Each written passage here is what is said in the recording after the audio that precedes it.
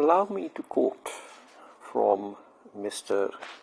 Kalam Azad's book, India Wins Freedom, page 228. And he is talking about the period immediately after the independence of India and Pakistan. There was no disturbance in Delhi in the beginning, but with the country all around aflame with such a murderous upheaval, it was not possible to deplete the small military reserve held in Delhi. We decided to send for troops from outside, but before they could arrive, trouble reached the capital. As news of murder in Punjab was followed by a trickle of refugees who were coming away from West Punjab, violence broke out in Delhi. Murder stalked the town. Trouble was not confined to only the refugees or even the general public. Even areas where only government servants lived were involved. When the reports of massacre in the West Punjab reached Delhi, Muslims in the city were attacked by mobs of unruly men. Sikhs took part in leading in organizing these murderous attacks in Delhi. I have already said how much I had been disturbed by the loose talk of dangerous doctrine of reprisal and hostages. In Delhi, we now had gruesome application of that doctrine. If the Muslims of West Punjab were guilty of the murder of Hindus and Sikhs, why should there be retaliation on innocent Muslims of Delhi? This theory of hostages and reprisals is so atrocious that no decent or sane human being can say a word in its defense. The attitude of the army now became a critical issue. Before partition, the army had been free from communal hatred. When the country was divided on a communal basis, the communal virus entered the army. The majority of the troops in Delhi were Hindus and Sikhs. In a few days, it became clear that they could not be relied upon if strong action was to be taken for restoring law and order in the city. We therefore took measures for bringing in soldiers from the south more rapidly. They had not been affected by the partition of the country and retained their sense of soldierly discipline. The soldiers of the south played a great part in bringing the situation under control and restoring order in the capital. Apart from the city proper, there were suburbs like Karol Bagh, Lodi Colony, Sabzi Mandi, and Sadar Bazaar, which had large Muslim populations. In all these areas, life and property were no longer safe, nor was it possible for complete military protection in existent circumstances. At one stage, the situation in these areas became so bad that no Muslim householder could go to sleep at night with the confidence that he would wake up alive the next morning. During these days of arson, murder, and rioting, I toured different parts of Delhi in the company of army officer. I found the Muslims completely demoralized and suffering from a sense of utter helplessness. Many asked for shelter in my house. Rich and well-known families of the city came to me completely destitute, with no earthly possession left except the clothes they were wearing. Some did not dare to come by daylight and were brought under military protection at midnight or in the early hours of the morning. My house was soon full, and I put up tents in my compound. Men and women of all kinds and conditions, rich and poor, young and old, huddled together in sheer fear of life. It soon became clear that it would be some time before law and order could be restored. It was not possible to protect isolated houses in different parts of the city. If we arranged for guards in one area, the attack started in another area. We therefore decided that Muslims should be brought together and placed in protected camps. One such camp was established in the Purana Kila, or the old fort. It had no building left but only the bastions. These bastions were soon full. A large number of Muslims were assembled in the fort and lived in these bastions throughout almost the whole of the winter months. I have blamed Lord Mountbatten for the ways in which he had helped to bring about partition. I must now pay him a tribute for the manner in which he handled the crisis which faced us. I have already referred to the energy and vigor with which he carried out the intricate and difficult task of partitioning India. He now acted with even greater vigor and energy to restore law and order in the country. His military training now stood us in very good stead. Without his leadership and experience of military tactics, it is doubtful if we could have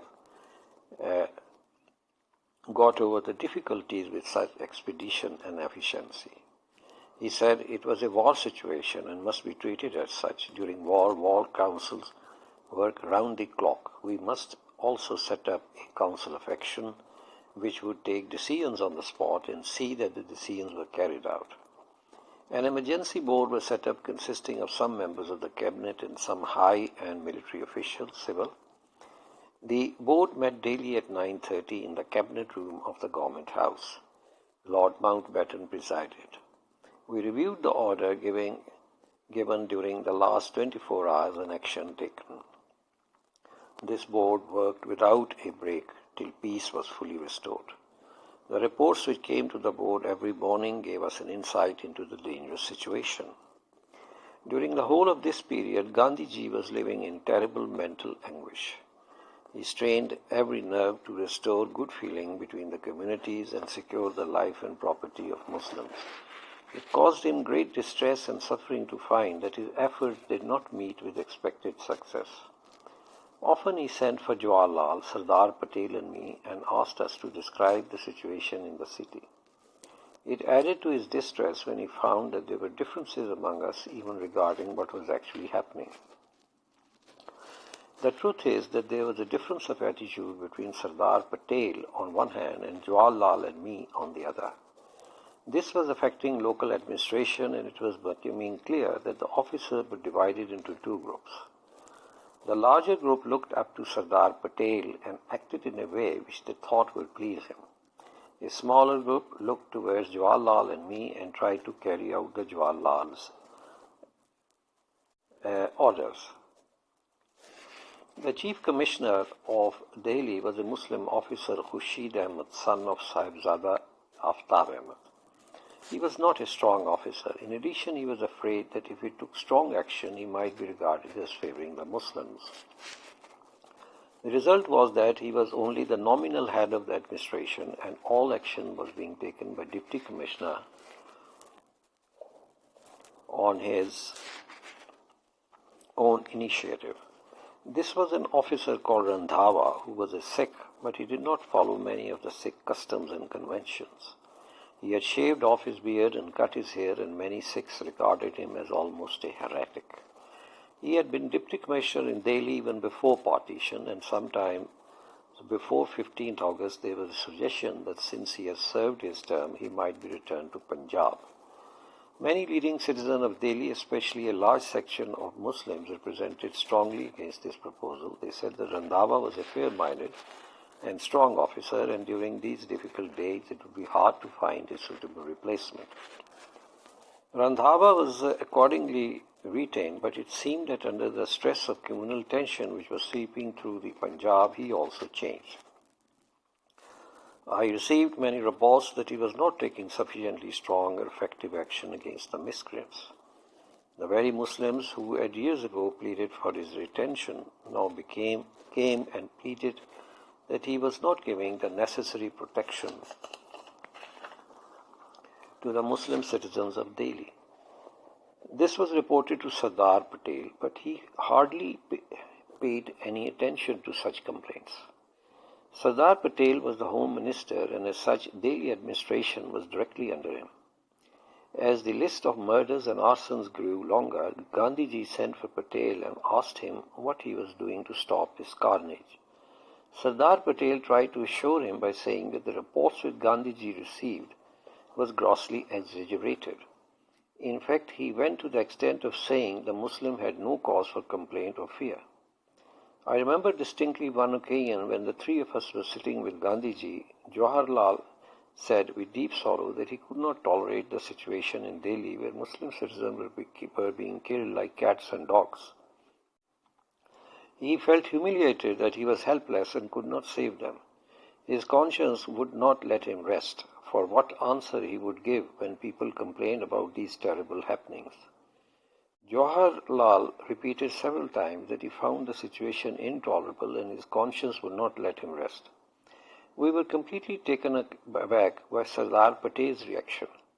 At a time when Muslims were being murdered in Delhi in open daylight, he calmly told Gandhiji that Jawaharlal's complaints were completely incomprehensible. There may have been some isolated incidents, but the government was doing everything possible to protect the life and property of Muslims, and nothing more could be done. In fact, he expressed his dissatisfaction that Jawaharlal, as Prime Minister, should express disapproval of what his government was doing.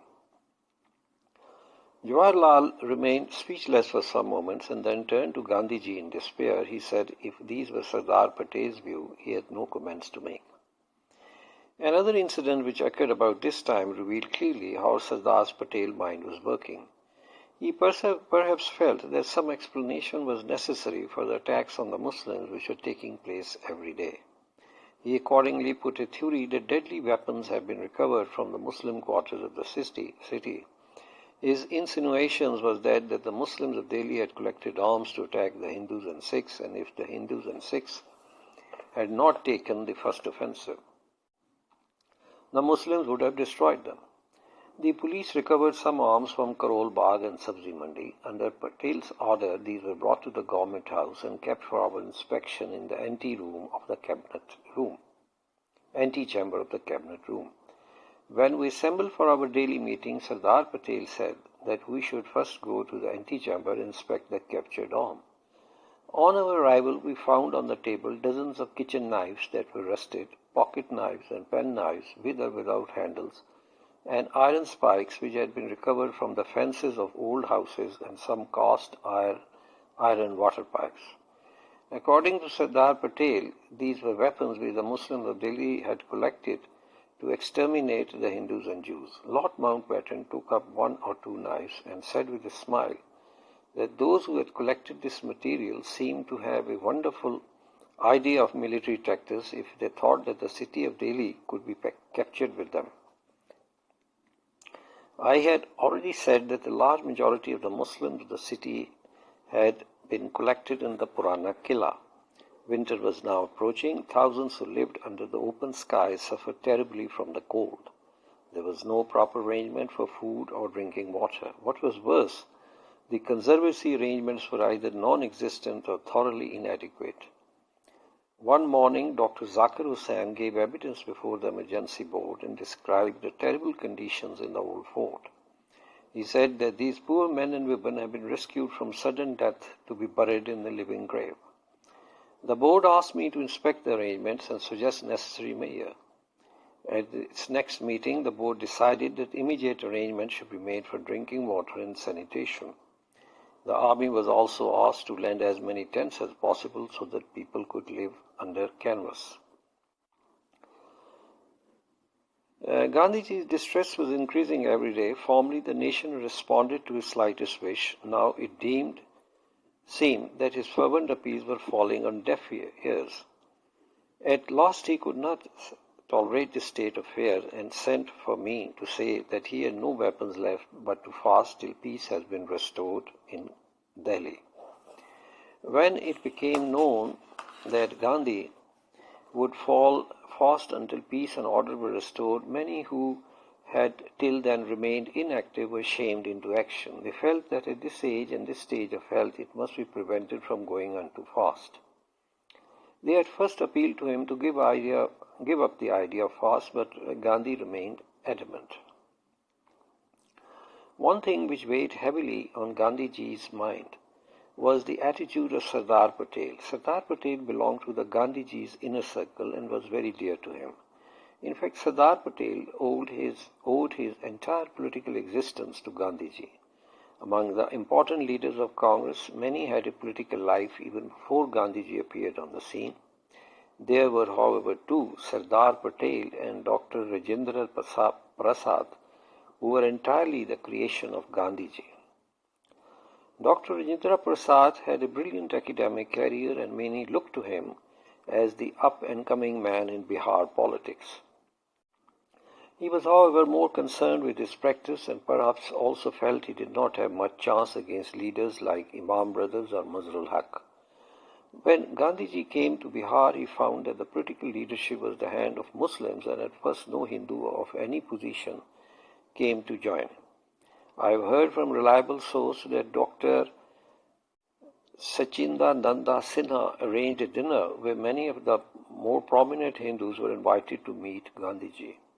They told Gandhiji that the Hindus of Bihar would join the non-cooperation movement provided Gandhiji elected a Hindu as the leader.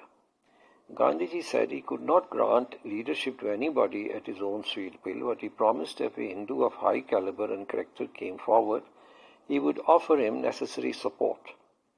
Rajendra Prasad's name was then suggested to Gandhiji, and in the course of a year he became an all-India figure with Gandhi's help and support. Patel's case is even more interesting. Before the non-cooperation movement, Sardar Patel was one of the many lawyers of Gujarat with hardly any interest or place in the public life of the country. When Gandhiji settled in Ahmedabad, he picked up Patel and step by step built him up. Patel became his wholehearted supporter, and I have already mentioned how on many occasions he merely echoed Gandhiji's wishes. It was Gandhiji who made him a member of the Congress Working Committee. Again, it was because of Gandhiji that he became president of the Congress in 1931. It hurt Gandhiji deeply that Patel should now be following a policy which was quite contrary to everything for which Gandhi stood. Gandhiji said that he saw the Muslims of Delhi being killed before his own eyes. And this was being done while his own Vallabhbhai was the Home Minister of the Government of India and responsible for maintaining law and order in the capital. Patel had not only failed to give protection to Muslims, but he dismissed light-heartedly any complaint made on this account. So, this basically describes the situation of the time. However, there are a few things which don't seem to fit. For example, it is said by certain British authors that the partition, one of the reasons that Nehru agreed to partition, at least superficially, was that Nehru wanted remaining India, which is governable. He did not want an ungovernable India. And unlike what in the impression which Mr. Azad is giving, probably he also was thinking of having more politicized type of Muslims immigrate to Pakistan. For a person who might be thinking of a long tenure and maybe even a dynasty, this is strange. One thing which Sardar Patel says in an earlier page is that as far as the Hindus were concerned, unlike the impression you get from the resolutions of the All India Congress, the Hindu on the street was absolutely not interested in the division. On page 225, Azad writes this, I quote, "Among congressmen, the greatest supporter of the partition was Sardar Patel. Even he did not believe that partition was the best solution of the Indian problem. He threw his weight in favor of partition out of irritation and injured vanity. He found himself frustrated at every step by the veto put on his proposal by Liaquat Ali Khan as finance minister. In sheer anger, he therefore decided that if there was no other alternative, let partition be accepted. He was also convinced that the new state of Pakistan was not viable and could not last. He thought that the acceptance of Pakistan would teach Muslim League a bitter lesson. Pakistan would collapse in a short time, and provinces which had ceded from India would have to face untold difficulty and hardship. Perhaps Sardar Patel hoped that they would be forced to return to India. I must admit that he had developed such a strong prejudice against the Muslim League that he would not have been sorry if the Muslims who followed the League suffered. There are certain other passages which are also worth some quoting. I personally do not agree with Mr. Azad's understanding, but let me quote from page 226. The situation was one in which the tragedy and comedy were inexplicably mixed. After partition, the most ridiculous position was that of Muslim League leaders who remained in India. Jinnah left for Karachi with a message to his followers that now the country was divided and they should be loyal citizens of India. This parting message created in them a strange sense of weakness and disillusionment. Many of these leaders came to see me after 14th August, and their plight was pathetic. Every one of them said with deep regret and anger that Jinnah had deceived them and left them in the lurch. I could not at first understand what they meant by saying that Jinnah had deceived them. He had openly demanded partition of the country on the basis of the Muslim majority provinces. Partition was now a reality, and both in West and in the East, and Muslim majority areas form part of Pakistan. Why then should these spokesmen of the Muslim League say that they were deceived? As I talked to them, I realized that these men had formed a picture of partition which had no relevance to the real situation. They had failed to realize that the real implication of Pakistan. If the Muslim majority provinces formed a separate state, it was clear that the provinces in which the Muslims were in a minority would form part of India. Muslims of UP and Bihar were a minority and would remain so even after partition. It is strange, but the fact is that the Muslim Leaguers have been foolishly persuaded that once Pakistan was formed, Muslims, whether they came from a majority or a minority province, would be regarded as separate nations and would enjoy the right of determining their own future. Now, when the Muslim majority provinces went out to India, even Bengal and Punjab were divided, and Mr. Jinnah left for Karachi, these fools realized that they had gained nothing, but in fact lost everything by the partition of India. Jinnah's parting message came as the last straw on the camel's back. It was now clear to them that the only result of partition was their position as a minority was much weaker than before. In addition, they had, through their foolish action, created anger and resentment in the mind of the Hindus.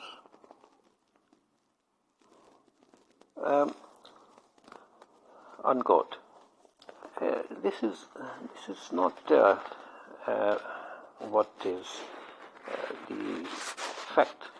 The basic thing is that the Muslims who were in central India, as now, they always faced a very serious discrimination at the hands of the Hindus once the Muslim power had finished with the fall of the Mughals.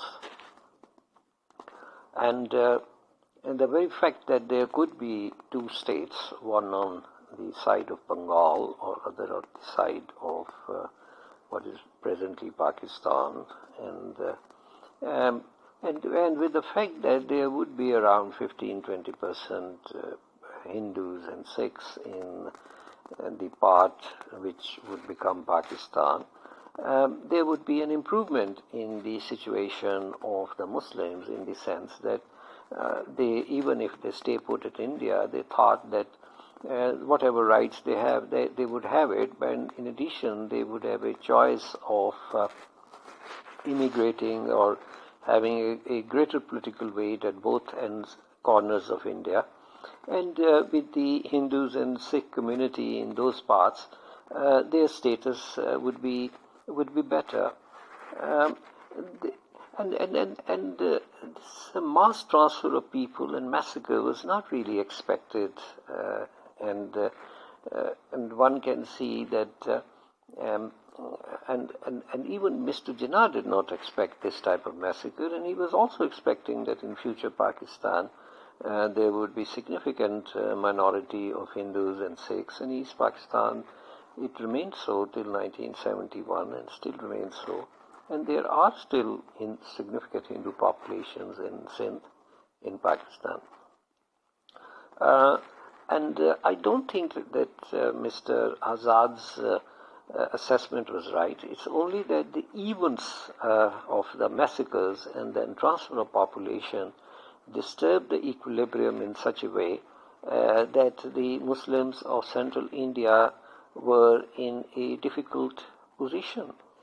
I don't believe that the Muslims of central India, who were enlightened, knew very well that if we stay put in India, and this is a struggle of a community getting more of their political rights, irrespective of the fact whether India stays one or India is divided. And the only thing is that it did not occur like that. If you read the book of Khushwant Singh and some of these later authors, Indian authors, there is another aspect to it. He says, I read somewhere in his publications, that one of the problems with the Congress was that Congress too was not the only Hindu spokesman. There were other parties, including the Hindu Mahasabha and some other organizations, which had a very detrimental type of attitude towards the Muslim community, and they did not want any equality or any form of liberal forms which might result in better Muslim conditions within a united India or anything of that sort. And the Congress had to compete it, and the Congress was essentially not opposed, not supportive of Muslim rights in general, because of the pressure of these other Hindu organizations who had a huge clout. Besides, there are certain other factors. It is reported by the older people who survived or who lived at that time that the idea of this violence was very much on the Hindu mind. And they say that unlike the Muslims, who did not send their daughters and children to what was supposed to become Pakistan before the partition, the Hindu population had sent their children and youngsters a few months ahead of the partition to parts of what is presently India. In other words, that they had already decided that there might be a reason for shifting, and some of them had also transferred their assets and also.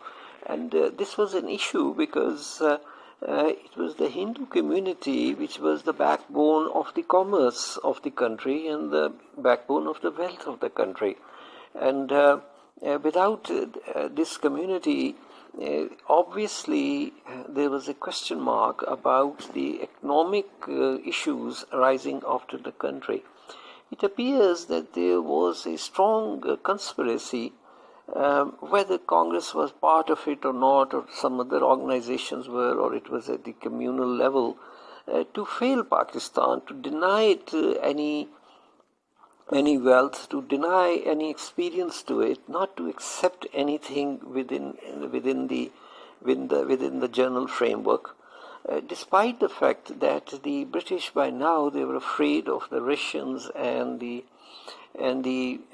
rising Chinese, and they really wanted that at least there should be a strong Indian army, or at least there should not be too much wars going on in India, because they felt that once they leave, the Russians and maybe the Chinese and certain other inimical forces to the west might participate in India, and they were interested finally in having at least a setup of Pakistan, which is obviously pro-Western from the very beginning, and a Indian setup, which might be of some use to them in the future regarding stopping Russia or China, which did not materialize for the first 10 years of India, because the new regime was pro-Soviet, pro-Russia, pro-Chinese, and so on. However, by late 1950s, the Indians seem to have changed their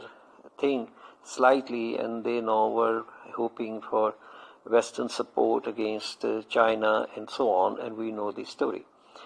I have given this excerpt to try to explain that how Azad is explaining the situation, and probably he is explaining it as for his, according to his own observations, or even maybe his prejudices.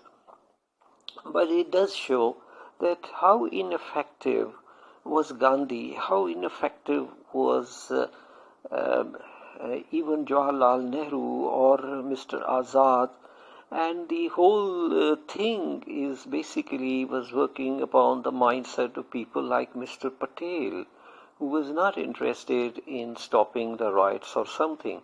And Jinnah was basically correct in thinking that sometimes the situation and mind of Patel was obviously clear from the very beginning, and the situation that Jawaharlal also did not bother about the whether any agreements of cabinet mission need to be adhered to, basically meant that Jinnah's decision for the separation of the country was basically correct for the best interest of the larger part of the Muslims. And this decision could have been even better had there not been massacres, and the Muslims of India also would have benefited. I sometimes say that some of the policymakers in our countries do not understand that the existent, although the Muslim majority areas of Bengal and Punjab and Sindh and WFP obviously were already Muslim homelands, but Pakistan as an entity, Pakistan as a political force, would not have come into being had there not been such a support from Bengal and such a support from the Central Indian Muslims, UP, Delhi, and so on. And it is obviously important that whenever the foreign policies and other policies are framed by the Pakistani or the Bangladeshi governments, at least an eye should be given towards the interest of the Indian Muslims as well, that what would be the consequences of some of the other things which are happening. Obviously, because Pakistan was a project of the Bengali Muslims, the current West Pakistani Muslims, and the Central Indian Muslims. With this, I would stop here and hope that in future some scholars and researchers would be looking into these books, looking into the papers, and writing and having their own conclusions, which might be far better than those of Mr. Azad or ours or anybody else's so far. Because one of the purpose of all these podcasts is to encourage the habit of reading and habit of researching at a more mass level rather than at the current level of intellectuals only. Thank you very much for your patience.